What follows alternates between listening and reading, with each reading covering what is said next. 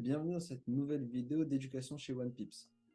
Donc aujourd'hui, on va aborder un sujet très important, d'accord? Et un concept du coup qui est exclusif à OnePips, d'accord? Donc c'est vraiment l'un des concepts qui fait la différence avec le smart money classique, qui est du coup la théorie des ranges, la théorie du coup de Wyckoff, donc la Wyckoff théorie. Maintenant que nous savons identifier un range à l'œil nu, donc grâce aux exercices précédents, grâce au chapitre précédent, notre but maintenant c'est de comprendre pourquoi cette dérive latérale est créée et quel est son processus d'accord de création. Car comme je vous ai dit, à l'intérieur en fait, ça ne sera pas juste des highs, des lows, les structures ne seront pas respectées, etc. Ça sera des tests. Donc il faut connaître ce processus-là de création pour comprendre ce qui se passe à l'intérieur. Donc il faut savoir que sur le marché, il y a ce qu'on appelle la main forte et il y a ce qu'on appelle la main faible. Donc la main forte, ça va être le côté qui va imposer la direction du prix sur le moment T. Donc ça peut être les vendeurs ou ça peut être les acheteurs. D'accord? Donc cette main forte là, ça va changer. D'accord? Et la main faible, idem. Donc c'est celui qui va subir la direction du prix. D'accord? Donc il y en a un qui va imposer le prix à un moment T et un qui va subir la direction du prix à un moment T. Donc pour effectuer ce transfert de force là, d'accord? Donc passer de la main forte vers la main faible et permettre du coup au prix de changer de direction, d'accord? Il faut vraiment du coup que le marché passe par cette phase-là de dérive latérale. Donc cette dérive latérale, c'est tout simplement une série de tests de l'offre et de la demande qui, une fois tout effectué, vont donner un résultat. Et ce résultat-là va nous donner la direction que compte prendre en fait le composite man. En effet, ces zones de range permettent de créer du coup la liquidité nécessaire afin de créer le mouvement impulsif voulu. Comme je vous ai dit, il n'y a pas de cause, il n'y a pas d'effet, pardon, sans cause. Précédemment, nous avons aussi vu différents types de causes, d'accord? 4 au total. Donc celui qui initie le mouvement, celui qui continue le mouvement haussier, d'accord? Donc on a l'accumulation, la réaccumulation, on a également vu la distribution, d'accord? Donc celui qui initie le mouvement baissier. Et enfin la redistribution, donc c'est celui qui continue le mouvement baissier. Donc aujourd'hui, on s'est identifié. Maintenant, on va chercher à comprendre vraiment ce qui se passe à l'intérieur de ces quatre causes-là. Donc on va commencer par l'accumulation. D'accord? Donc ici, l'accumulation survient bien après un mouvement baissier. D'accord? Donc on a un mouvement baissier pour créer.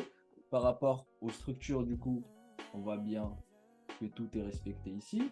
Donc on a bien un low, un high, un lower high, un lower low, pardon, un lower high.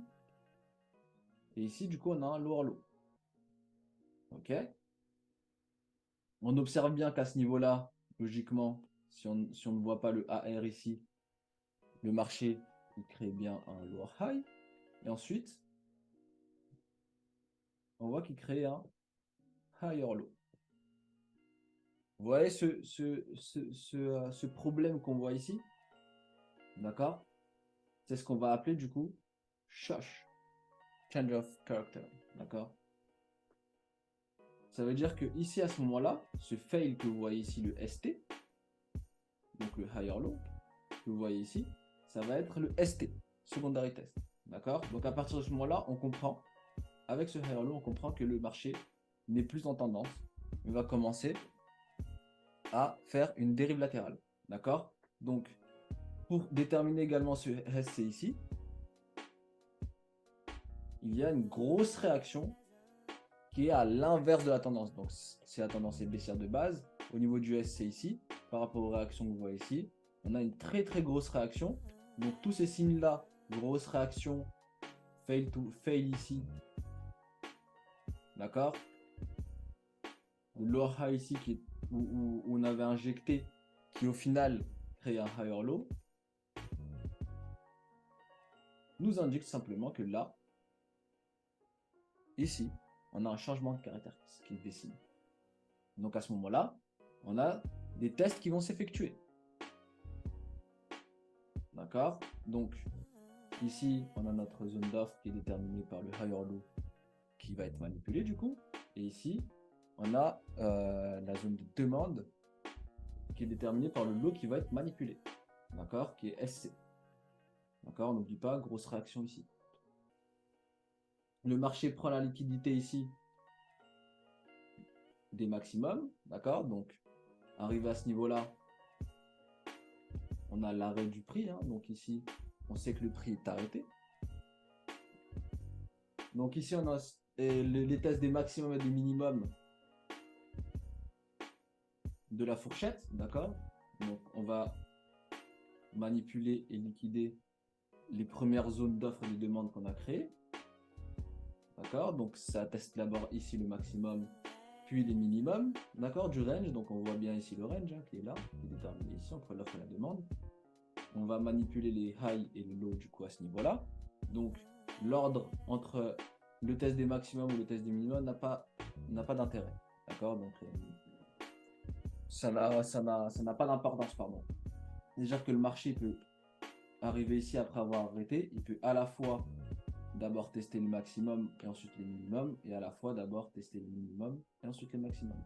Donc, l'ordre n'a pas de sens, n'a pas d'importance, pardon. Toutefois, son but, ça sera de toujours tester les maximums et les minimums. Donc, une fois qu'il aura testé les maximums, on sait qu'il va vouloir tester les minimums. Et une fois qu'il aura testé les minimums, on sait que son but, ça sera de vouloir tester les maximums si ça ne sera pas encore été fait. Ok? Ensuite, on a une dernière prise de liquidité qu'on va appeler Spring, d'accord? Donc c'est ce checkout là qu'on attend. Donc c'est la phase C maintenant. D'accord? Donc ici on a la phase B avec le test des maximum et des minimum qui est la phase donc de la création de la liquidité. D'accord? Donc ici à ce niveau-là maintenant tout ce qui va se passer ici, ça va être pour créer la liquidité pour que eux ils puissent se positionner. Arrivé ici, ils vont liquider les minimums, donc ceux qui ont acheté trop tôt à ce niveau-là. D'accord? Et qui ne comprennent pas du coup que ici, c'est encore un niveau à liquider, potentiellement. Il liquide une dernière fois. D'accord? Le marché monte. On a bien le BOS qu'on attend, ici. Donc ça, c'est le vrai BOS qu'on attend. Et ensuite, on sait que maintenant, il va protéger. D'accord? Donc ce logo, vous voyez ici. Son but, c'est de créer un higher low ici pour faire décoller le prix et laisser passer le prix au-dessus de ce niveau pour continuer. Donc ça, c'est vraiment la phase d'accumulation. Donc c'est à travers ce processus-là que nous passons d'une tendance baissière à une tendance haussière.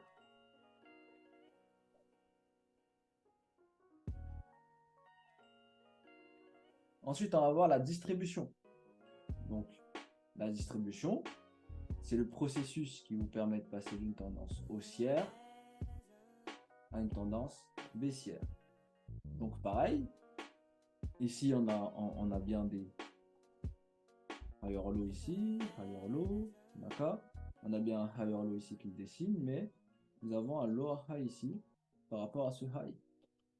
D'accord. Nous avons également une grosse réaction qui se dessine ici. Donc, lower high, grosse réaction, higher low. On comprend que là, on a arrêté le prix. On est dans la phase A.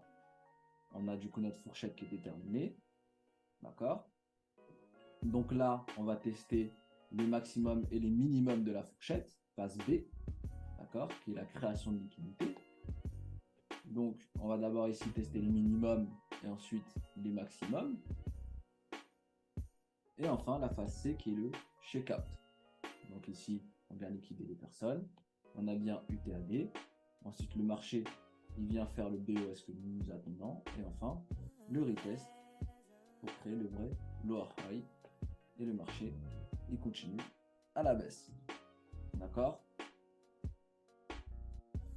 Maintenant, on va voir la différence vraiment entre distribution et réaccumulation. Parce qu'il faut savoir que les deux, distribution et réaccumulation, partent d'une tendance haussière. Sauf que la différence, c'est que là, au lieu de transférer la main, d'accord, à ce niveau-là, il va rajouter de la force, d'accord, dans son mouvement. Donc, il ne va pas vouloir retourner le mouvement, il va vouloir le continuer. Donc ici, pareil, ça commence pareil que la distribution, d'accord. Donc la phase B et la phase A est pareil, comme on peut observer ici, d'accord. Donc on a bien la phase A ici, on a bien le test des maximum et des minimums ici au niveau de la phase B. Et ce qui va faire la différence, ça va vraiment être la phase C. Donc observez bien, à partir du checkout, ici c'est la phase C, regardez, on a bien une différence au niveau de la phase C. Au lieu de vouloir liquider ici les maximums, d'accord, il va vouloir liquider les minimums de ce niveau-là pour pouvoir se placer et continuer du coup son mouvement aussi.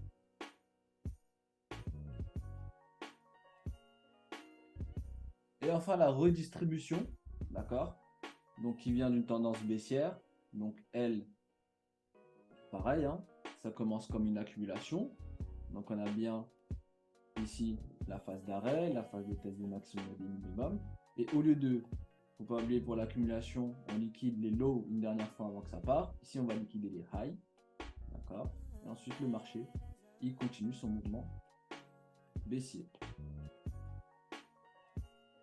D'accord. Donc maintenant, on va voir des exemples sur le marché. Donc ici, on a une schématique classique. D'accord. Donc là, on voit bien ça. On a une grosse réaction ici. En plus de ça, on a bien le fail qui se dessine ici. D'accord. Ça, c'est bien le high. Hein. Ensuite, on a eu higher high. Donc ça, c'est bien, il liquide bien les maximums. Ensuite, ici, il va liquider les minimums. Donc, c'est pas pareil que sur la schématique. La schématique, on a d'abord liquidé le minimum puis le maximum. Donc là, il a fait l'inverse. Il a d'abord liquidé les maximums puis les minimums. Et enfin, il liquide une dernière fois avant de vouloir protéger son mouvement. Donc ici, on voit bien la cassure de structure. Ici, on voit bien l'injection, la cassure de structure. Ensuite, le marché, il continue à la hausse pour créer ce higher low.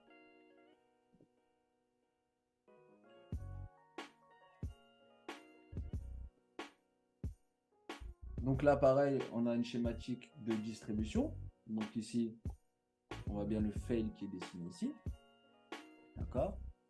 Donc ensuite, on a notre zone de manipulation qui se dessine. On a bien une prise de liquidité du haut. Donc là, c'est une petite variante, car du coup, il faut savoir que c'est des tests. Les tests vont donner des résultats. Ces résultats-là, ils varient, d'accord. Donc on ne peut pas toujours avoir les mêmes résultats. Donc c'est pour ça qu'il faut vraiment comprendre et ne pas se baser sur les schématiques, mais vraiment comprendre du coup ce qui se passe. Donc on va pouvoir, dans le module de perfectionnement, on va pouvoir du coup vraiment s'attarder sur qu'est-ce qui se passe à chaque phase, d'accord. Mon but, c'est premièrement de vous donner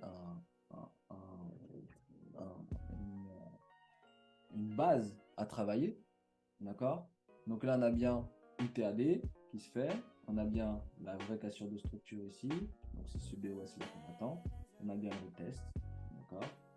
Un deuxième test, donc on voit bien que même si on teste plusieurs fois ici, c'est pas ce BOS là qui vous dit qu'on est haussier, ni celui-là qui vous dit qu'on est haussier. D'accord, faire attention.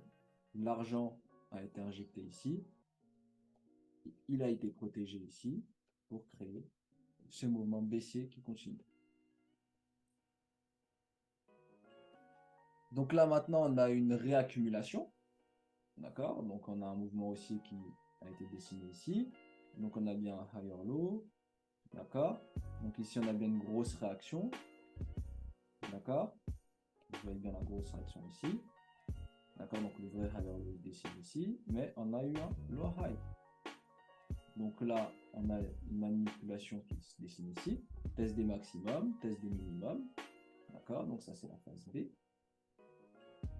Ensuite, la phase C ici, elle est un peu différente. Pareil. Donc à ce niveau-là, on a testé l'offre ici, la demande ici. On n'a pas réussi à liquider. Et enfin, le marché a fait la cassure de structure, la cassure de structure. D'accord. Et encore la cassure de structure pour continuer le mouvement du coup haussier et protéger tous les niveaux il a acheté. Et du coup, la dernière schématique qu'on va voir, c'est la schématique de redistribution, d'accord, qui vient après un mouvement baissier. On voit bien ici la phase latérale avant de sa chute. On a bien le fade ici qui se dessine. On a bien le test des minimums et des maximums. Ici, pareil, à ce niveau-là, on n'a pas réussi à liquider ce niveau. D'accord. Donc c'est pour ça que je vous dis que c'est vraiment des variantes. Et enfin, après avoir testé ce niveau, le marché, lui, il veut casser la structure et continuer son mouvement initial baissier. D'accord. Donc, un petit exercice pour que vous vous habituez vraiment par rapport à ça. Habituez vos yeux. Identifiez-moi les 4 types de range ainsi que les high et les low sur la paire et l'unité de votre choix. Donc, ça sera tout pour cette vidéo. On se retrouve pour une prochaine vidéo.